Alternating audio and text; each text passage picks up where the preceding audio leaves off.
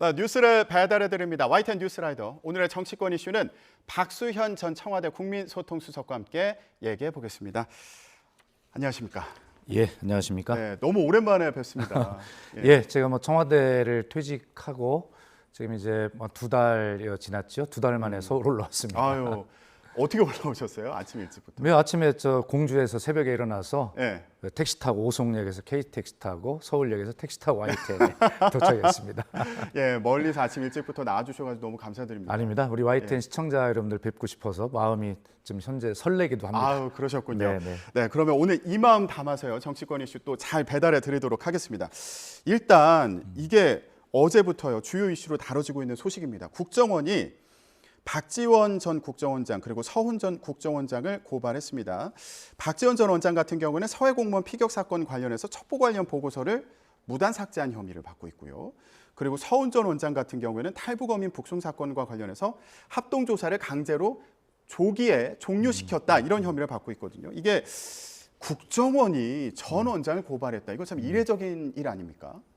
그러니까요. 저도 지금 이제 방송을 안 한 지가 좀 꽤 돼서 좀 감각이 좀 어떨지 모르겠습니다만 지금 앵커께서 하시는 말씀만 들어도 네. 이게 무슨 어마어마한 일이 일어난 것 같습니다. 우선 제목을 보면. 그렇죠. 그런데 중요한 핵심은 우리 국정원이든 감사원이든 모든 권력기관이 문재인 정부에서 완벽할 수는 없지만 부족한 점이 있다 하더라도 개혁의 길을 걸어왔습니다.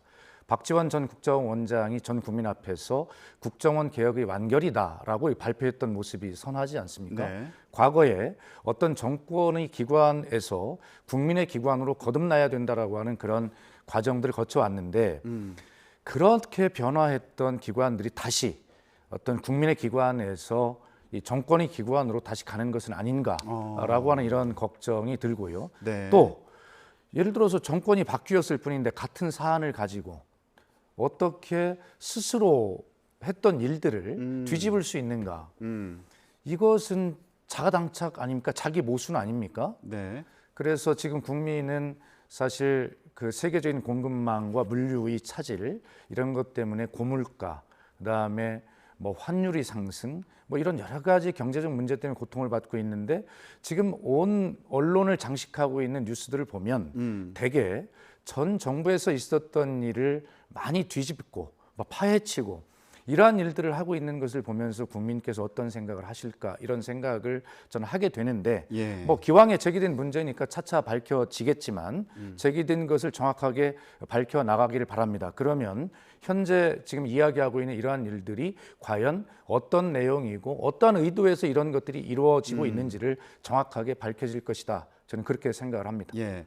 민주당 같은 경우에는 윤석열 정부가 서훈, 박지원 두 전 위원장을 고발하도록 국가정보원을 부추겼다. 잔인한 정권이다. 이렇게 얘기를 하고 있는 그런 상황이고요. 그리고 또 보면 감사원에서도 해경과 국방부를 조사하고 있는 그런 상황이잖아요. 그래서 이런 상황을 쭉 봤을 때 이게 결국에 문재인 정부 청와대로 향하는 거 아닌가 이런 생각도 해보게 되는데 좀 전망을 해보신다면 어떨까요? 예, 그런 의심을 지울 수가 없지요. 지금 그 서해 공무원 피격 사건만 해도 사실 월북이 아니다라고 이야기하는 결정적 증거들을 내놓지 못하고 있습니다. 네. 그러니까 증거가 없는 상황에서 정권이 교체가 되었는데 그것을 해석하는 같은 내용을 해석하는 내용이 완전히 뒤집힌 것이죠. 그런 과정에서 해경 고위 관계자가 지금 대통령실에 국가안보실을 방문한 사실이 밝혀졌지 않습니까? 왜 방문했습니까? 자신들이 판단을 바꾸려면 정확하게 자신들이 판단을 하면 되는데 도대체 발표 전날 대통령 안보실을 방문해서 어떤 지침을 받은 것입니까? 이런 의심을 국민은 할 수밖에 없습니다.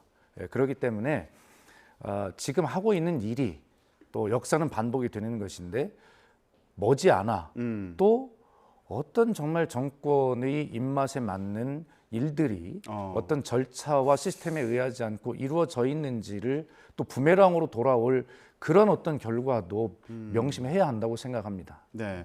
혹시요 검찰이나 감사원의 수사나 조사가 문재인 전 대통령으로 향할 수도 있잖아요. 그런 상황을 예상해 보신다면 좀 어떻게 얘기할 수 있을까요? 지금 우리 정부는 대한민국의 현대 역사는 그런 정부가 바뀔 때마다 그런 불행한 역사를 되풀이했습니다. 제가 청와대에 첫 청와대 대변인과 마지막 국민소통수석으로서 2번 근무를 했지만 물론 저희 시각으로 판단할 수 있겠지만 대체로 촛불 광장에서 촛불 국민의 명령으로 탄생한 문재인 정부는 부족하더라도 과거의 잘못된 관행과 이런 것들을 시스템으로 바로잡으려고 했고 노력했습니다.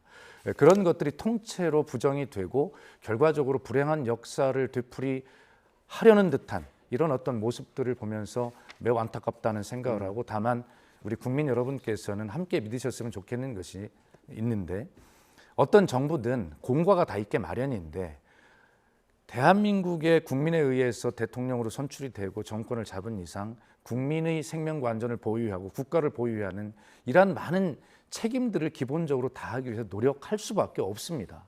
그런 것들이 통째로 부정이 된다는 것에 대해서 매우 안타깝게 생각하고 다시 한번 말씀드리지만 어떤 정치적 의도 이런 것들에 의해서 전 정부의 문재인 대통령을 향해서 어떤 칼날을 세운다거나라고 하는 것, 뭐 잘못된 것이 있다면 조사를 해야 되겠습니다만 지금 정치적 의도를 가지고 그런 어떤 길로 가는 듯한 이런 모습에 대해서는 엄중하게 국민이 경고하고 있다, 걱정하고 있다는 말씀도 함께 드립니다. 네, 그럴 가능성도 있다고 보시는 그런 상황이십니까? 개인적으로 그런 걱정이 매우 커지고 있는 상황이라고 저는 보고 있습니다. 문재인 전 대통령을 향한 조사나 수사가 있을 가능성에 대해서 우려하고 있다 이렇게 이해하면 되는 거죠. 뭐 그렇게 걱정하는 국민들이 실제로 제가 2달 동안 지역에 있어 보면 그렇게 걱정하는 국민들도 많이 계시다는 말씀을 드리는 것입니다. 네, 알겠습니다.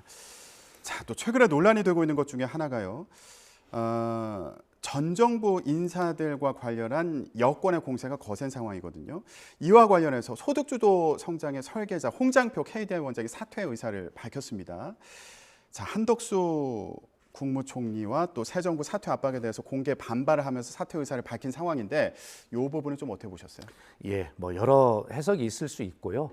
또 대통령의 국정 철학과 같이 또 움직여야 될 그럴 어떤 공공기관이나 장들도 있는 것이 사실입니다. 그런데 KDI 같은 경우는 국책연구기관입니다. 네. 국책연구기관은 국가와 국민의 미래를 향한 설계를 중립적이고 독립적으로 책임 있게 하라는 것입니다. 그렇기 때문에 원장의 임기가 법률로 보장이 되어 있는 것입니다. 어떤 정권의 입맛에 맞는 정책을 만들어내고 그 정권의 정책을 뒷받침하라고 있는 것이 아닙니다. 그런데 이 소득주도 성장이라고 하는 문재인 정부의 전 정부의 어떤 정책 설계자라고 해서 현 정부와 맞지 않다라고 나가라라고 총리가 공개적으로 대놓고 압박하는 이러한 사실을 본 적이 없습니다. 그리고 또 국민의힘에서도 여당이 고위 당직자들이 나서서 전 정부의 알박기 인사가 몇 명이다 이러면서 나가라. 네. 또 심지어는 국무위원 중에 국무위원은 아닙니다만 국무회의에 참석하는 예를 들어서 국민권익위원장이라든가 방송통신위원장 이런 사람들을 알아서 해라라고 대통령의 언어로 그렇게 대놓고 압박하는 저는 역대의 어떤 정부에서 이런 정도의 대놓고 나가라라고 하는 이런 압박을 본 적이 없습니다. 어떻게 이렇게 하는데도 이런 언론의 비판이 그렇게 없을 수 있는지 저는 이해가 안 갑니다. 솔직한 얘기로. 문재인 정부에서도 어떤 뭐 알박기라든가 예를 들어서 뭐 낙하산이라든가 이렇게 해석될 수 있는 부분이 없다고 말씀을 못 드립니다. 역대 정부가 그래 왔지요. 네. 그러나 적어도 문재인 정부에서는 이러한 부분들은 없애야 되겠다, 줄여야 되겠다는 취지로 공공기관 운영에 관한 법률 등 이걸 제도로 개정을 해서 어차피 대통령 임기와 공공기관 기관장이나 임원의 임기는 맞지가 않아요. 그렇기 때문에 이런 어떤 임기를 법률로 보장하는 것이 이런 악순환의 고리를 끊는 것이다 라고 해서 그런 법률 개정을 통해서 이루어져 왔습니다. 예. 예를 들어 윤석열 대통령께서 임기를 지나시고 4년이 지나서 임기가 1년이 남았습니다. 그때 예를 들어서 임기가 다한 기관장이 있다면 그럼 윤석열 대통령께서는 다음 정부의 인사권을 맞추기 위해서 그럼 인사 안 하실 겁니까? 그렇기 때문에 이제는 이러한 악순환의 고리를 끊고 이제 시스템과 법률로 하는 것이 맞다. 네. 그것을 알박기라고 한다면 그렇다면 윤석열 정부는 임기 초에 자신들이 인사를 낙하산하겠다는 뜻밖에 되지 않습니다. 네. 자, 이 인사권과 관련해서 이제 시스템을 보완하자 이런 취지의 말씀이셨고요. 네. 자, 그리고 추가적인 질문 드리겠습니다. 비선 보좌 논란이 확산하고 있습니다. 대통령 부부 나토 일정과 관련해서 이런 논란이 일고 있는 건데 사적인 지인을 동원한 거 아니냐 이런 지적이 나오고 있는 상황이거든요. 이 부분은 어떻게 보셨어요? 예, 물론 뭐 그런 도움 다 받을 수 있습니다. 그렇기 때문에 저는 결론적으로 요즘에 나오는 많은 그 대통령 그 부인 김건희 여사님과 관련된 그런 뉴스들을 보면서 바라는 게 하나 있어요. 대통령께서 공약 파기하십시오. 어차피 그 선거 기간 중에 대통령 후보 시절에 김건희 후보 부인과 관련된 많은 의혹들이 있자 그것을 잠재우기 위해서 선거 기간 중에 제2부속실을 폐지하고 그다음에 대통령 부인으로서만 조용한 내조를 하겠다 약속을 한 것이거든요. 네. 그런데 그것이 근본적으로 불가능합니다. 지금 대통령 외교, 정상 외교라고 하는 것은요, 대통령만이 하는 것이 아니라 영부인이 해야 될 외교적 역할이 상당 부분 굉장히 큽니다. 근데 그런 것들을 인식하지 못하고 계신 거예요. 왜 그렇게 하십니까? 이제는 적극적으로 국민께 선거 때는 그런 것들 때문에 이런 공약을 했지만 대통령이 되고 보니 이것은 정말 안 되겠다. 죄송하지만 공약 파기하겠다. 그리고 정상적 시스템으로 대통령 영부인을 보좌할 기구를 정상적으로 만들어서 대통령의 외교 활동을 아주 잘 보좌하는 영부인의 역할을 제대로 할 수 있도록 그렇게 국민께 한 말씀 하시고 예. 공약을 파기하면 되는 일입니다. 예, 제2부속실을 만들어서 공적으로 관리를 할 필요성에 대해서 이제 말씀해 주셨고요. 새로 나온 얘기 중에 이 일정에 동행했던 인사비서관 부인 A씨 측에서요. 윤석열 대통령 측에 후원금 2천만 원을 냈던 사실도 드러났는데 이 부분은 어떻게 해석을 해야 될까요? 예, 물론 뭐 후원금을 냈다고 해서 그걸 보훈하기 위해서 그런 일을 시켰겠습니까? 대통령 비서실이 지금 이야기하는 대로 무슨 전문성과 해외 무슨 뭐 경험이 있다고 하지 않습니까? 그런데 뭐 어떤 해외에 오래 살았다고 해서 그 해외 전문성이 있다는 말은 듣도 보도 못했고요. 다시 말해서 다시 강조하지만 바로 대통령 후보 시절 대통령 선거 기간 중에 무리한 공약이 이러한 혼란을 지금 빚고 있는 것이니 대통령께서 용기 있게 국민께 사과하시고 이러한 것들을 대통령 영부인의 역할을 제대로 할 수 있도록 그것이 비선 논란을 없애는 일입니다. 우리 국민은 지난 정부에서 비선이라고 하는 말에 굉장히 그 충격을 받았지 않습니까? 이런 일을 되풀이해서는 안 된다는 뜻으로 말씀을 좀 충고를 드립니다. 네. 자, 수석님께서 이제 청와대 오래 계셨으니까 이 부분도 좀 여쭤볼게요. 윤석열 대통령의 외가 육촌 동생이 대통령실 선임 행정관으로 근무하고 있는 사실도 알려졌거든요. 근데 대통령실의 입장을 보니까 외가 육촌은 이해충돌 방지법에 따르는 채용 제한 대상이 아니다 이렇게 강조를 하고 있고 업무 능력으로 임용된 것이라서 문제가 없다 이런 입장이거든요. 이거 좀 어떻게 봐야 됩니까? 흔히 국민들 기억하실 겁니다. 국회의원이 자기 친척을 보좌관으로 채용한 것도 굉장히 큰 문제가 되어서 법률 개정이 이루어졌어요. 네, 그래서 뭐 사촌 이내 여기는 안 된다. 네. 채용이 안 된다 이렇게 되어 있고요. 8촌 이내까지 하려면 신고를 해야 된다. 이것이 개정된 법률의 내용입니다. 그런 법률 개정의 취지가 있어요. 그렇기 때문에 설사 그런 어떤 법률의에는 저촉이 안 된다 하더라도 이런 오해를 받을 수 있다면 대통령실은 더 엄격하게 그 법률을 폭넓게 해석하고 걱정을 안 끼쳐야 되거든요. 예. 그래서 이런 문제들도 대통령실이 그렇게 해명만 할 게 아니라 법률에 설사 저촉에 위반이 없다 하더라도 그 법률의 취지에 위반의 소지가 있다면 이런 논란을 만들지 않도록 하는 것이 굉장히 중요하고 대한민국 국민 중에 대한민국 청년 중에 그 정도의 전문성과 경험과 능력을 가지고 있는 분들은 얼마든지 많이 있다라고 하는 말씀을 드리고요. 네. 대통령실이 지금 임기 초반이라 많이 혼란스러운 것 같은데 마음을 열어놓고 고집 부리지 마시고 빨리 이런 문제를 그런 시스템으로 잘 정리를 해나가는 것이 대통령께서 국민 경제, 민생을 살리는 일에 집중할 수 있는 그런 지름길이다 하는 것을 꼭 명심했으면 네. 좋겠습니다. 그러면은 외가 쪽의 육촌 동생 같은 경우에 법에 저촉되는 게 아니더라도 국민 정서를 생각했을 때 채용하지 않는 게 옳다 이렇게 당연히 이해해야 그렇습니다. 됩니까? 네. 예, 능력이나 이런 것과 상관없이. 아니 그런 정도 능력을 얼마나 가지고 있는지 모르지만 그런 정도 능력을 가진 청년들 많이 있다고 말씀드렸습니다. 예, 그러니까 뭐 공정성이나 아니면은 또 다른 청년들의 상실감을 고려해야 된다 이런 말씀이시군요. 그렇습니다. 예, 마지막으로 간단히 이것만 좀 여쭤볼게요. 최근에 대통령의 발언이 좀 논란이 되는 경우가 있습니다. 전 정권 지명된 장관 중에 이렇게 훌륭한 사람 봤나 이런 발언도 있었고요. 네. 예, 이전에 뭐 과거 민변 출신들이 도배하지 않았냐? 그 검찰 출신들에게 인사가 편중됐다는 지적에 대해서 이렇게 답변하기도 했는데요. 전 정권, 문재인 정권을 비교하는 발언들을 이렇게 잇따라 하는 상황 좀 어떻게 보고 계셨나요? 두 가지를 정리해서 딱 말씀드리고 싶은 것이 대통령께서 출근길에 기자들 앞에서 말씀을 하시잖아요. 네. 그것이 이제 소위 미국의 이제 도어 스태핑이라고 하는 제도인데 처음에 굉장히 잘한다 저는 부럽게 생각을 했어요.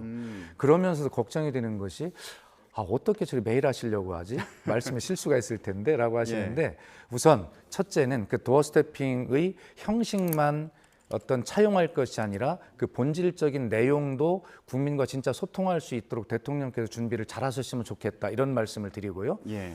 대통령께서는 이제 대통령 후보가 아니십니다. 대한민국 대통령이십니다. 대통령 후보 시절에야 이런저런 말씀을 쉽게 하실 수 있지만 대통령의 언어는 후보 시절의 언어와 달라야 합니다. 그렇기 때문에 대통령께서 국민 앞에서 헌법에 선서를 하는 것입니다. 대통령의 직무와 책무, 의무를 생각하시고 대통령의 언어는 후보 시절의 그것과 다르다라고 하는 것을 분명하게 좀 명심하셨으면 좋겠고 지금 새 정부가 해야 될 일이 얼마나 많습니까 정책적으로. 그런데 그런 정책과 국민의 민생을 돌보는 일은 아예 뉴스에 사라지고 오직 대통령님의 말실수와 영부인에 대한 까십거리 뉴스들이 일면 톱을 다 채우는 이런 것은 정상적이지가 않습니다. 이제 2달 지나고 계신데요.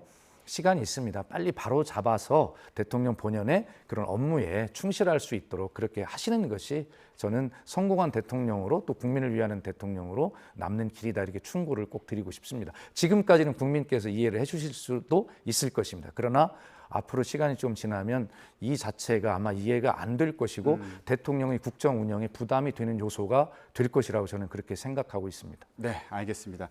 자, 최근에 정치권 이슈 관련해서요. 박수현 전 청와대 국민소통수석과 함께 얘기를 나눠봤습니다. 이제 앞으로 격주로 모실 네. 예정이니까요. 앞으로도 좋은 말씀 부탁드리고 다음 주에는 정병국 의원 모셔서 또 정치권 이슈 관련해서 의견 듣는 시간 마련하도록 하겠습니다. 오늘 말씀 고맙습니다.